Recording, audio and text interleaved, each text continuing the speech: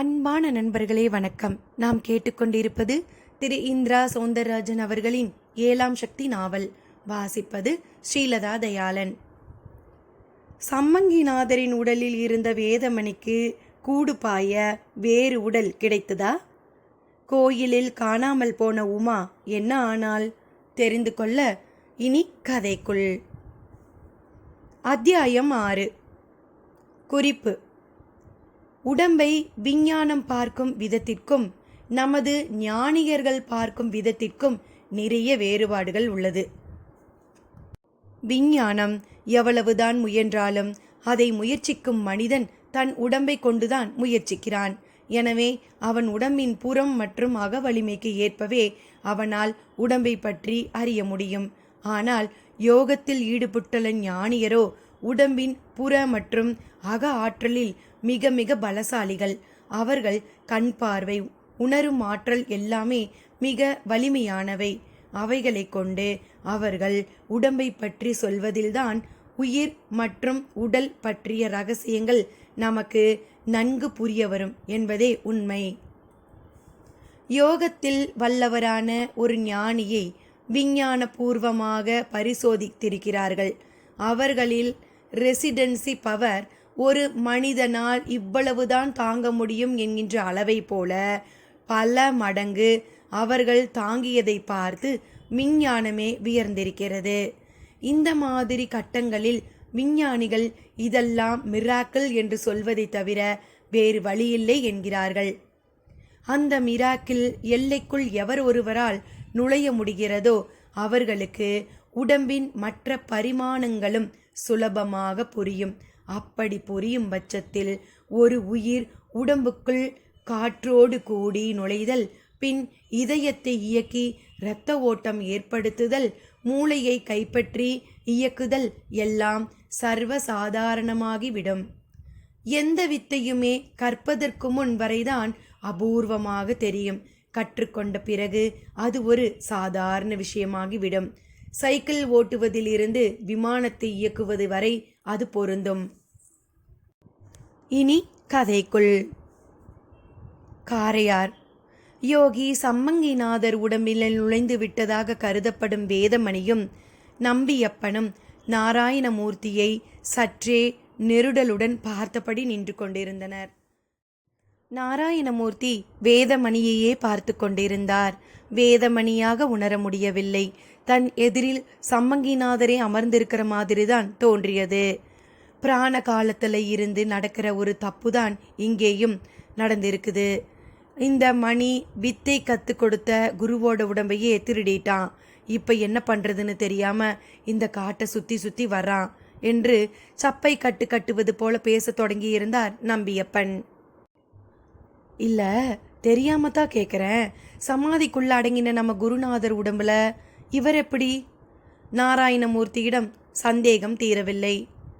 எனக்கே ஆச்சரியம்தான். நான் எப்பவும் போல சமாதிக்கு பூஜை செய்துட்டு திரும்பும்போது சமாதியோட மேல்தளம் அசைகிற மாதிரி தெரிஞ்சது. என்னன்னு பார்த்தப்போ பகீர்னு ஆயிடுச்சு. மேல்தளத்து கடப்பை கல்லை தள்ளிக்கிட்டு சாமி உருவம் மேலே ஏறி வந்து நின்றுச்சு. நான் கூட சாமி தான் வந்துட்டாருன்னு நினச்சி வெளவெளத்து போயிட்டேன்.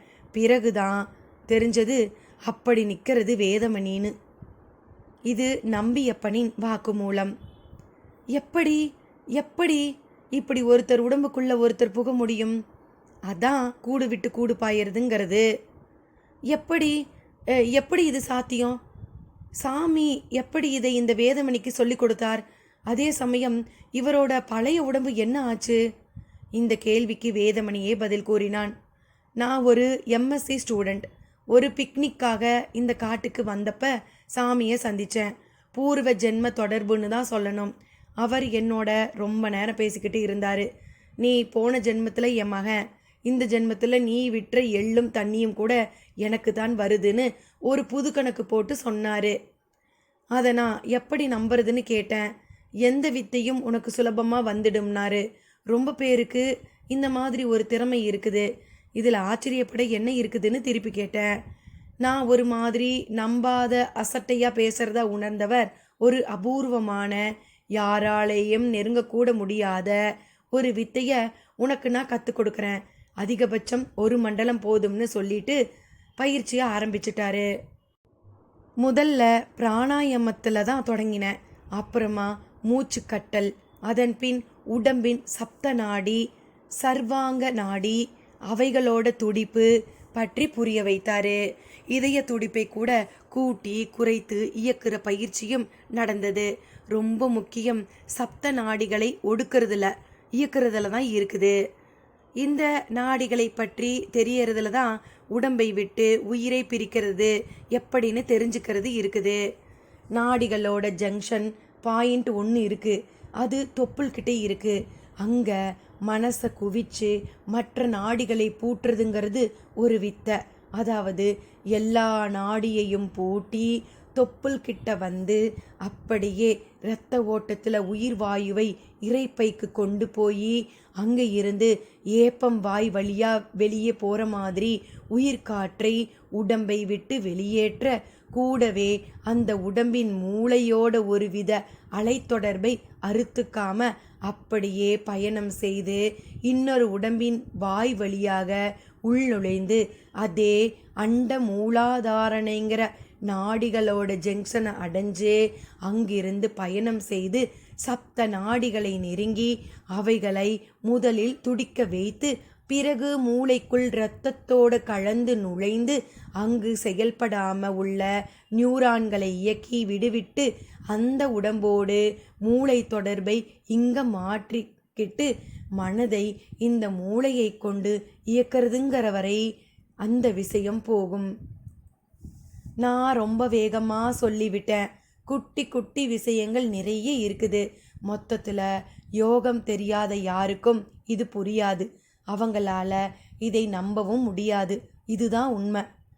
யோகம் தெரிஞ்சவங்களுக்கோ இது ஒரு சாதாரண விஷயம். என் ஜென்மாந்திர தொடர்பு, குருநாதர் கருணை எல்லாம் எனக்கு இந்த வித்தையை 1 மண்டலத்தில் கற்றுக் கொடுத்தது. இருந்தாலும் இதை நான் ஒரு சராசரி மனித பிணத்துக்கிட்ட பரிசோதித்து பார்க்கல, மிருகத்துக்கிட்டையும் பரிசோதிக்க விரும்பல. இந்த நிலையில தான் குருநாதர் மகா சமாதி அடைஞ்சார். குருநாதரோட உடம்பை விட்டு ஒரு புனிதமான உடம்பு எனக்கு வேறு கிடைக்குமா என்ன?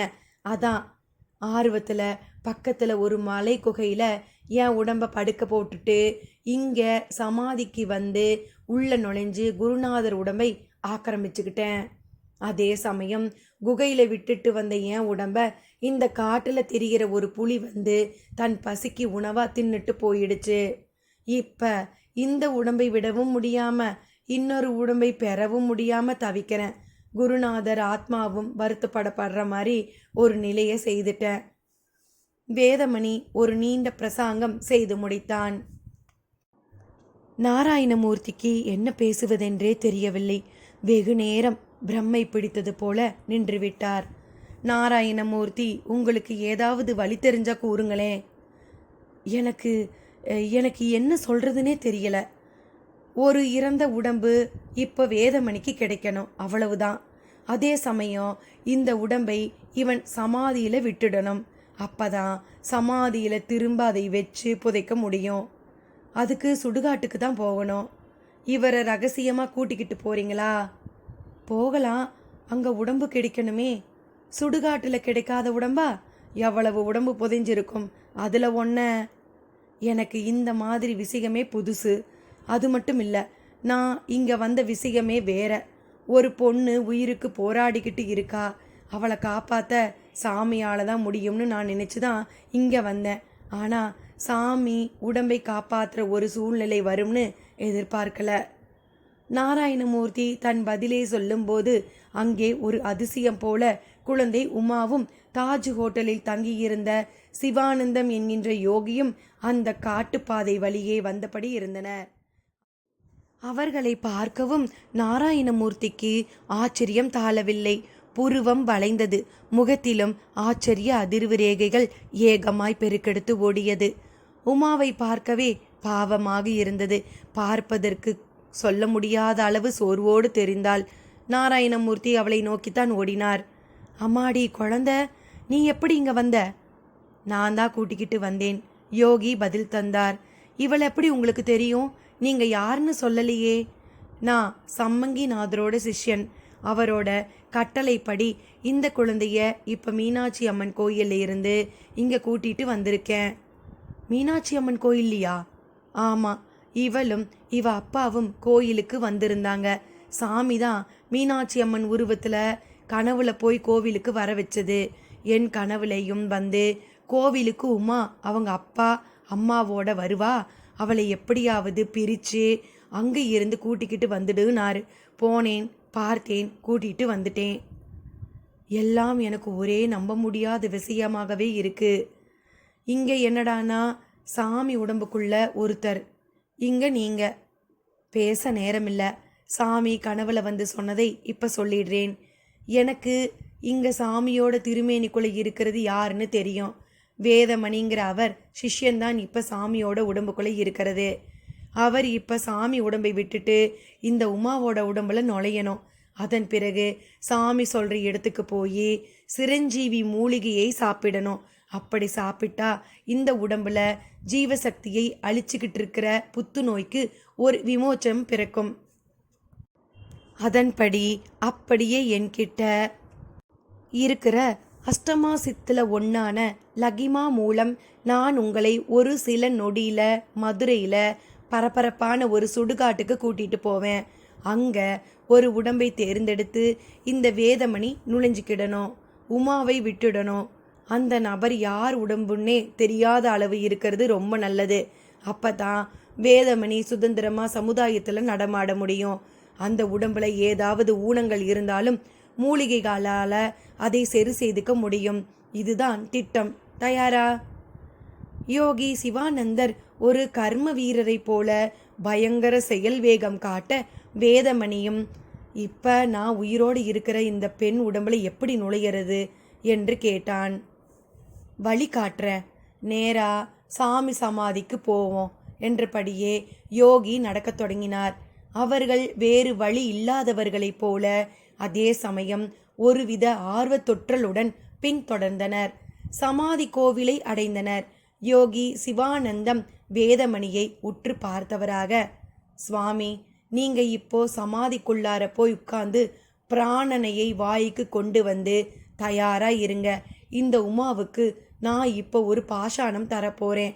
அது அவளோட சர்வ நாடிகளை அடக்கி உயிர் பிராணனையும் அடக்கி கண்ட மூலாதாரணையில் இருந்து விடுபட்டு வெளியே செல்லும்போது ஒரு நொடி கால அவகாசம் குறையவும் இல்லாமல் நீங்க அவ உடம்பை ஆக்கிரமிச்சிடுங்க.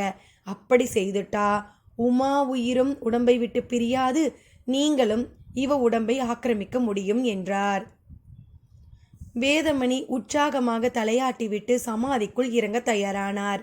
எல்லோரும் அவனது குருநாதர் திரு உடலை ஒரு முறை தொட்டு வணங்கிவிட்டு கண்ணில் ஒற்றிக்கொண்டனர்.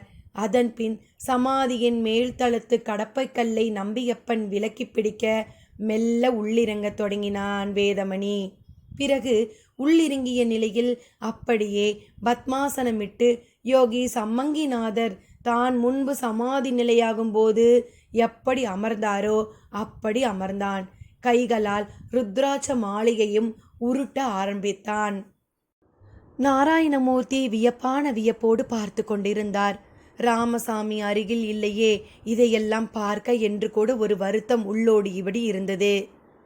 யோகி சிவானந்தரோ உமாவை அருகில் அழைத்து, பயப்படாதே, தைரியமாக இரு, நீ பூரண குணமாகி உன் அப்பா அம்மாவோடு பல காலம் வாழத்தான் இந்த ஏற்பாடு என்று சொல்லிக்கொண்டே விபூதி போல ஒரு பொடியை அவள் வாயை திறக்கச் சொல்லி போட அவள் முகமும் கசந்து வழிந்தபடி அதை விழுங்கியது.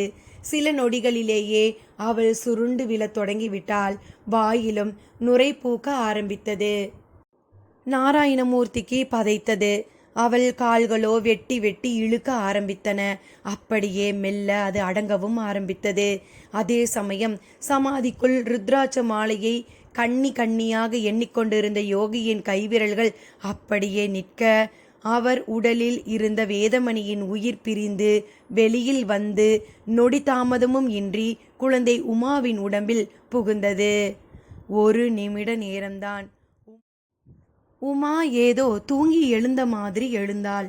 யோகி தாமதிக்காமல் ஒரு மரக்குப்பிச்சாறு ஒன்றை வாயில் போட்டார். இது பாஷாண முறி மருந்து. இதுக்கு இன்னும் வீரியம் இருக்கு. பலமான வேதமணியோட பிராணன் ஆக்கிரமிச்சதுல அந்த வீரியம் கொஞ்சம் கட்டுப்பட்டு இருக்குது. இப்ப இந்த முறி மருந்து பாஷாண வீரியத்தை முழுமையாக அழிச்சிடும் என்று விளக்கம் தர குழந்தை உமா வேதமணியின் ஆண் குரலில், நன்றி யோகிஜி என்றான். நன்றியெல்லாம் பிறகு, வா என் கூட, என் கையை பிடிச்சுக்கோ. இப்ப நாம 18 சித்தர்கள் வசிக்கிற தார்காவனம் காட்டு பகுதிக்கு போய் அங்கு இருக்கிற சிரஞ்சீவி மூலிகையை பறித்து சாப்பிட்டு வரணும் என்றபடியே உமாவை தூக்கி கொண்டார். சாமி, நானும் வரேனே. நாராயணமூர்த்தியும் தொற்றிக்கொள்ள முயன்றார். இல்ல, அந்த வனத்துக்கு எல்லோரும் போக முடியாது, அனுமதி கிடையாது என்றபடியே உமாவோடு நடந்தவரை அடுத்த சில நொடிகளிலேயே பார்க்க முடியவில்லை. புகையானது காற்றில் கரைந்தது போல இருந்தது அவரது மறைவு. நாராயணமூர்த்தி நிறைய சினிமாக்களில் இது மாதிரி தந்திர காட்சிகளை பார்த்திருக்கிறாய். இப்பொழுது நிஜமாக பார்க்கிறார். வியப்பான வியப்பு. அதே சமயம் யோகி சம்மங்கிநாதரின் கருணையை எண்ணி நெகிழ்வும் கூட. வாங்க, இப்படி வந்து உட்காருங்க. அவங்க வர 1 மணி நேரம் ஆகலாம் என்றார் நம்பியப்பன். சாமி கிட்ட இந்த பொண்ணுக்காகத்தான் வந்தேன்.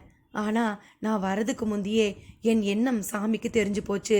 அவருக்கு தான் என்ன ஒரு கருணை. ஆனா அவளோட அப்பனும் கொஞ்சம் கூட நம்பிக்கை இல்லாமல் இருந்தானே.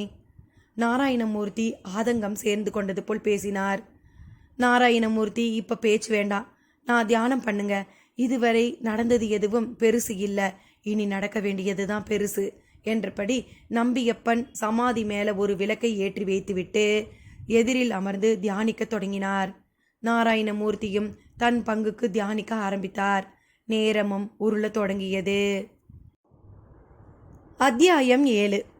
குறிப்பு: கூடு விட்டு கூடு பாயும் ஆற்றல் உடம்பின் இரகசியம் சார்ந்ததாக இருப்பினும் இதுவரையில் அது எவருடைய தயவும் இன்றி அடையும் ஒரு விஷயமாகவும் இருந்திருக்கிறது.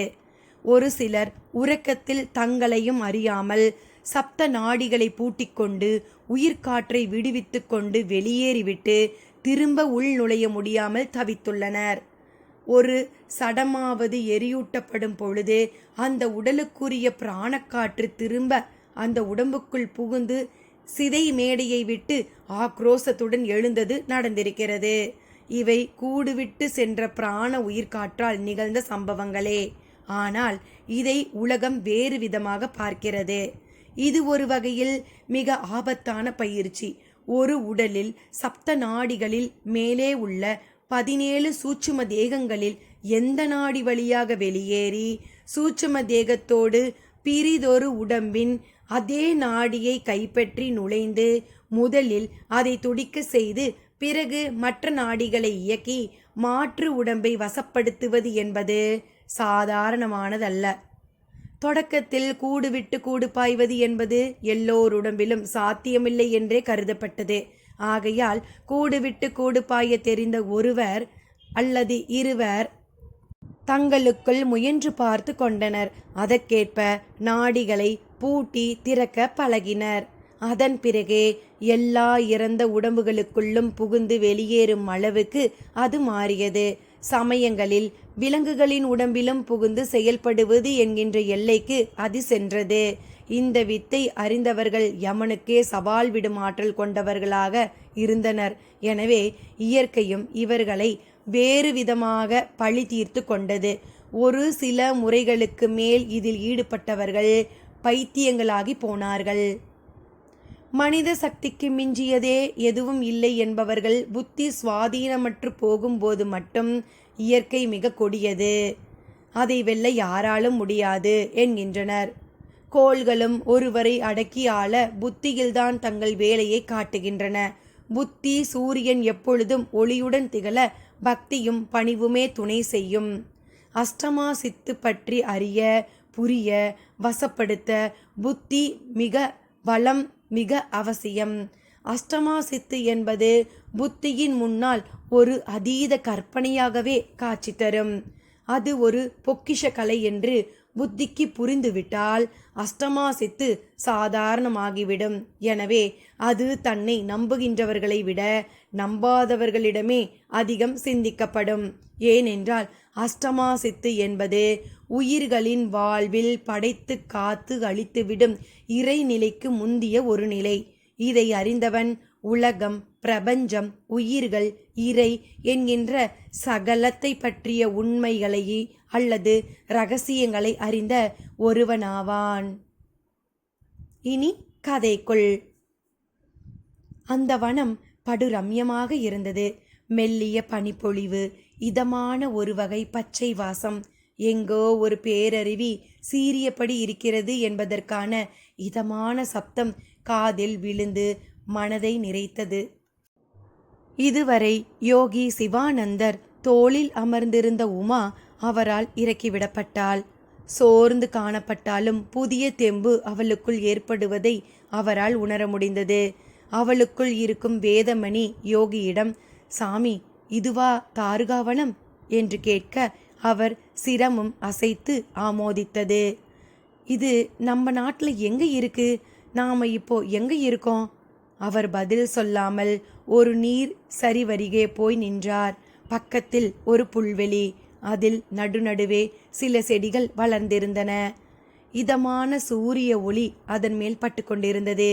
எத்தனையோ மலைத்தலங்களை வேதமணி பார்த்திருக்கிறான்.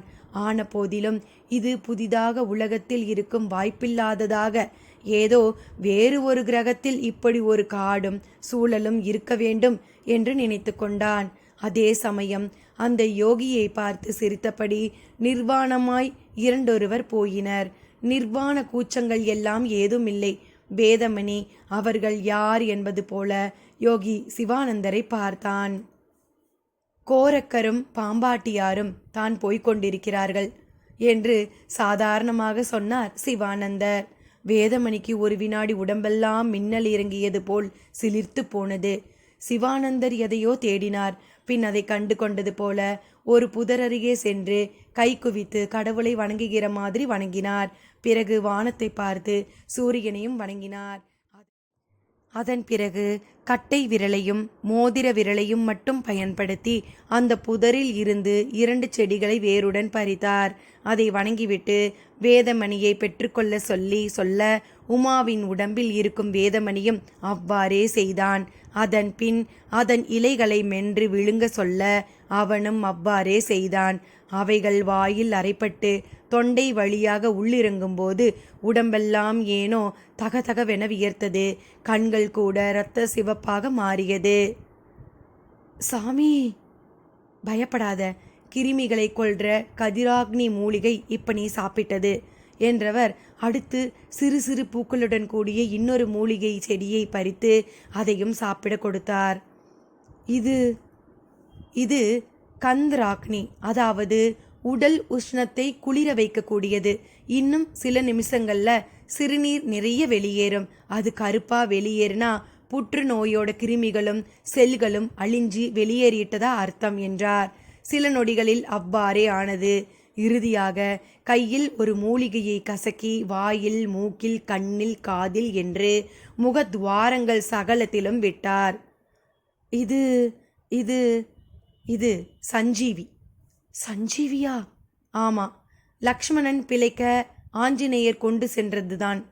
அதுவா? அதுவேதான். கொஞ்சம் எடுத்துக்கவா? திருடாம கேட்டதுக்காக பாராட்டுறேன். எடுத்துக்கோ. இதை சாப்பிட்டா எப்பேற்பட்ட காயமும் குணமாகும். வியாதியே பிறகு வராது.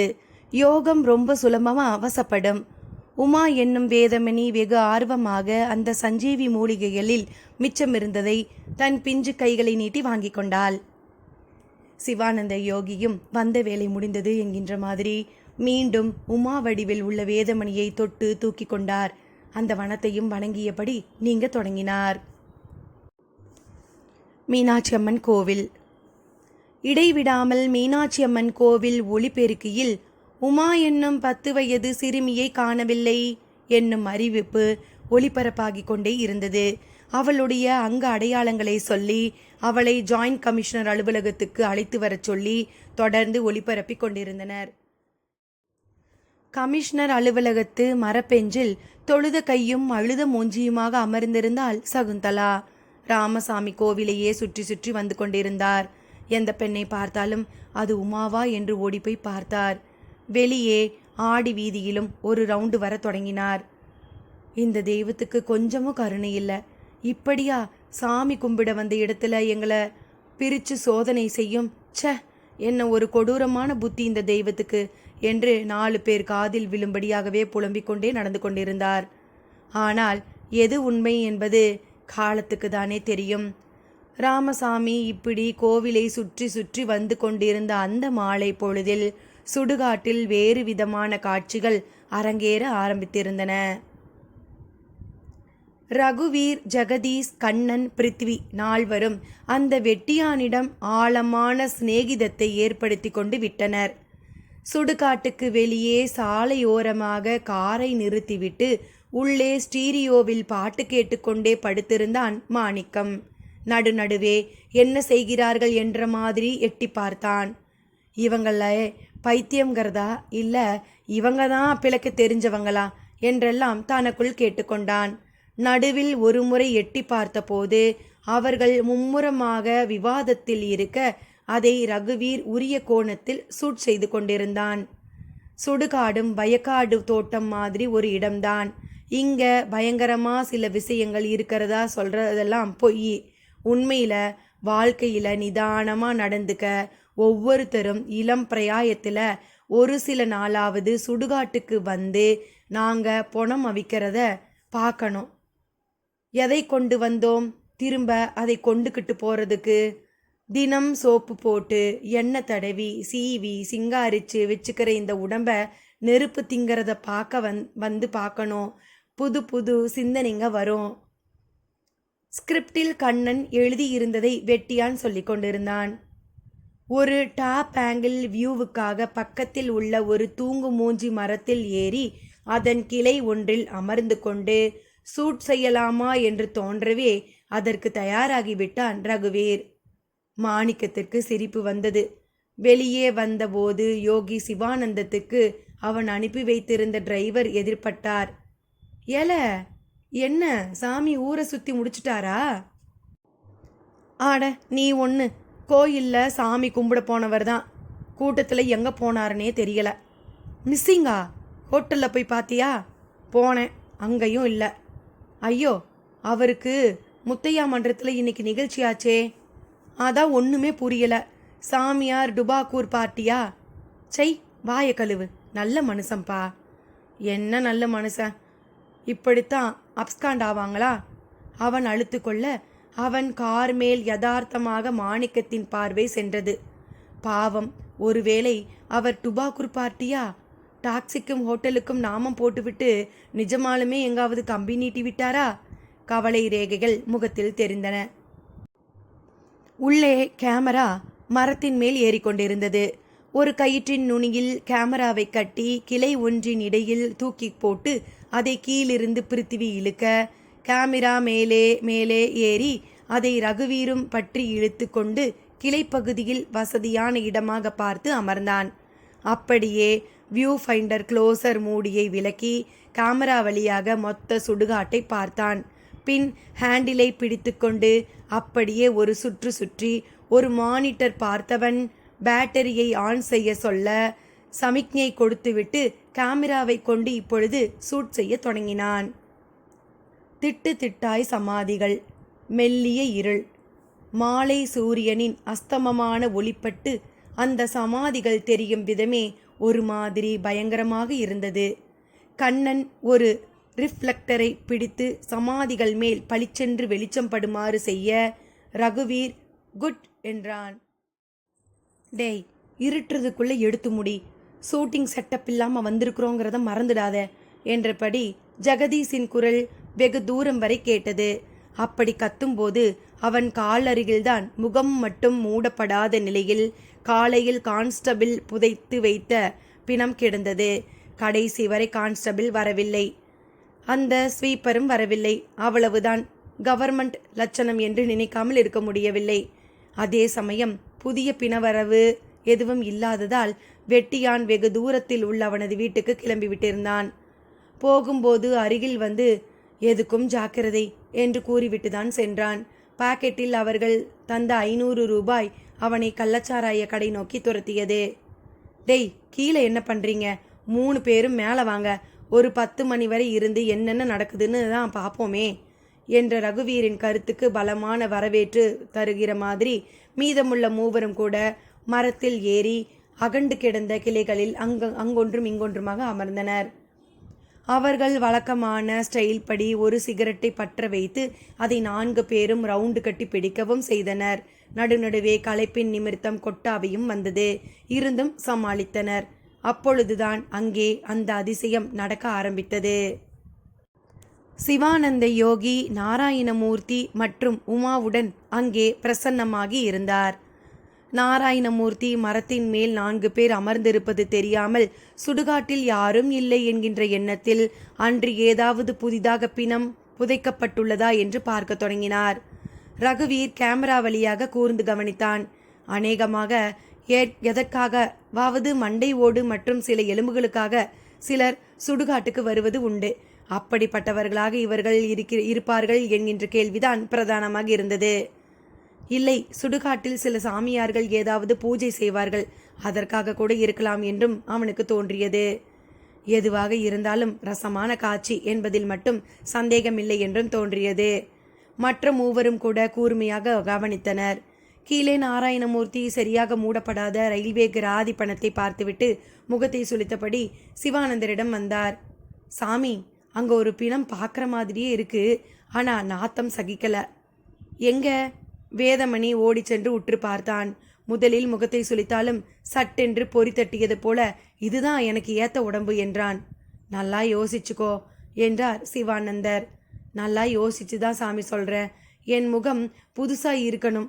எவ்வளவு ரணத்தையும் நான் சிரஞ்சீவி மூலிகை வச்சு சரி பண்ணிடுமே. ஓ சரி, அப்படி வரையா நீ? ஆமாம். அப்போ வேகமாக காரியம் நடக்கட்டும், யாராவது வந்துட்டு போகிறாங்க. நாராயணமூர்த்தி துரிதப்படுத்த உமாவாகிய வேதமணி ஒரு மரத்தடியில் போய் படுத்தான். மரத்தின் மேலுள்ள 4 ஒன்றுமே புரியவில்லை.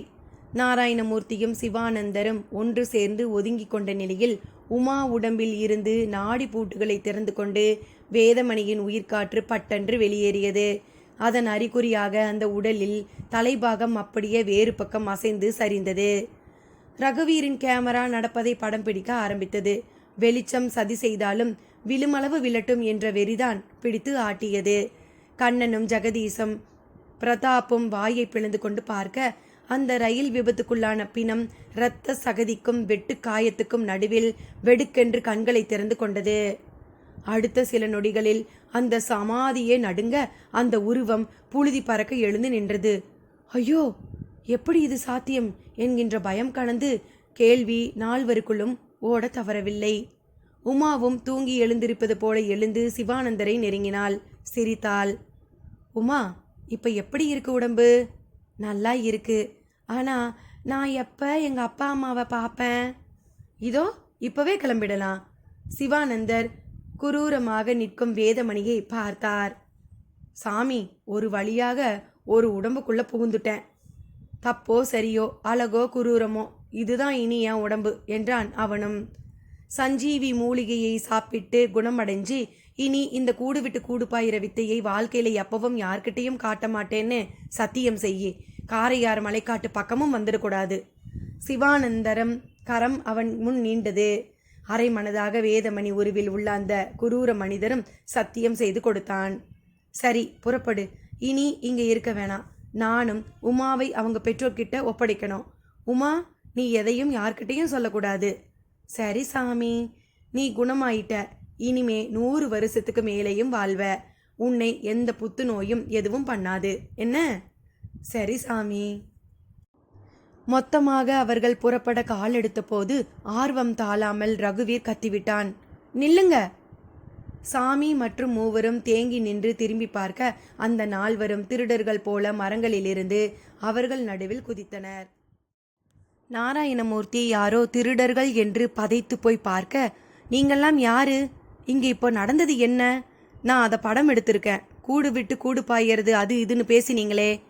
குரூரமான வேதமணியை பார்த்தும் பார்க்காமலும் பேசினான். சிவானந்தர் வேகமாக உமாவோடு நடந்தார். எந்த பதிலையும் அவர்களுக்கு சொல்லவில்லை. வெளியே மாணிக்கத்திடம் பேசிக்கொண்டிருந்த கார் டிரைவர் வேலாயுதம் சிவானந்தரும் உமாவும் வருவதை பார்த்து விக்கித்து போனான். சாமி, நீங்களா இங்க? ஆமா, வா கிளம்புவோம். ஆமா, இங்க எப்படி? நீ கிளம்பு, இந்த பொண்ணு வீட்டுக்கு போகணும். இவ அம்மா அப்பா கிட்ட ஒப்படைச்சிட்டு அப்புறமா லாட்ஜுக்கு போகணும். பதிலோடு பின்னால் ஏறி அமர்ந்தார்.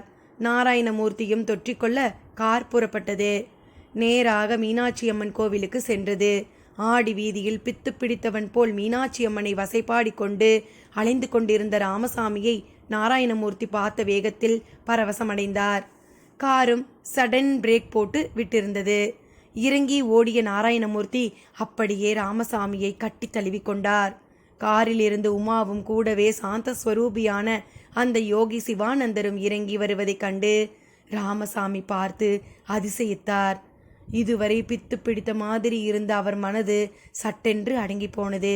ஓடிப்போய் உமாவை கையில் தூக்கி கொண்டு உச்சி முகர்ந்தார். யோகி சிவானந்தன் நாராயணமூர்த்தியை பார்த்தார். அப்ப நான் கிளம்புறேன், கூட்டத்துக்கு நேரமாச்சு என்றார்.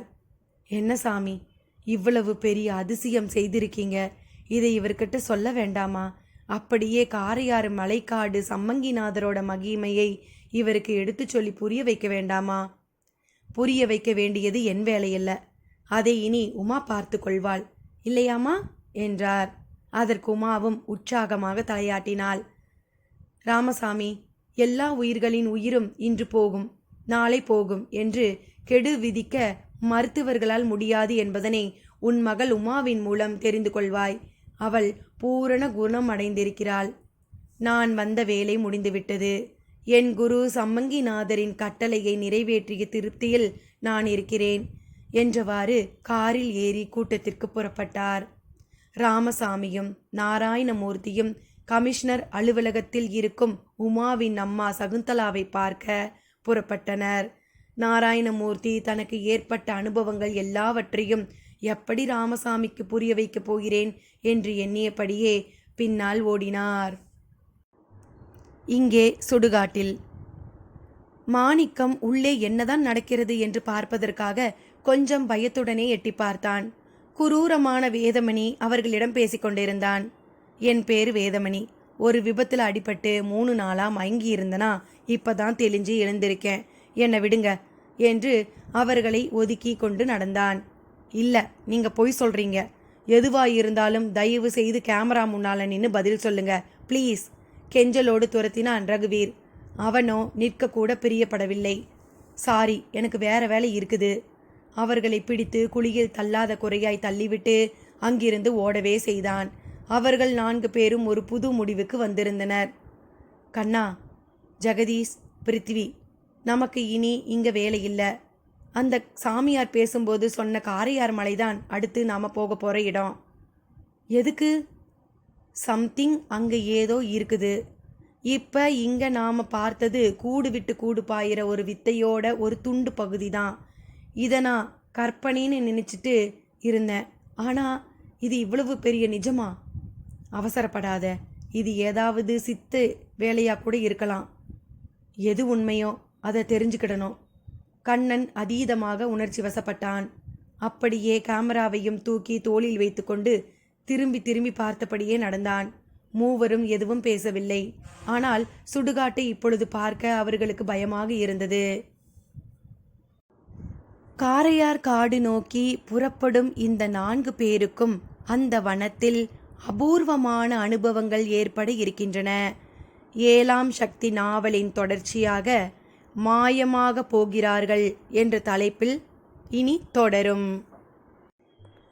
என்ன நண்பர்களே, இந்த 4வரின் தேடல்கள் மாயமாக போகிறார்கள் என்ற கதையின் வழியாக நமக்கு பல சுவாரஸ்யங்கள் தர காத்திருக்கிறது. அதை அடுத்த பகுதியில் பார்க்கலாமா? நன்றி நண்பர்களே.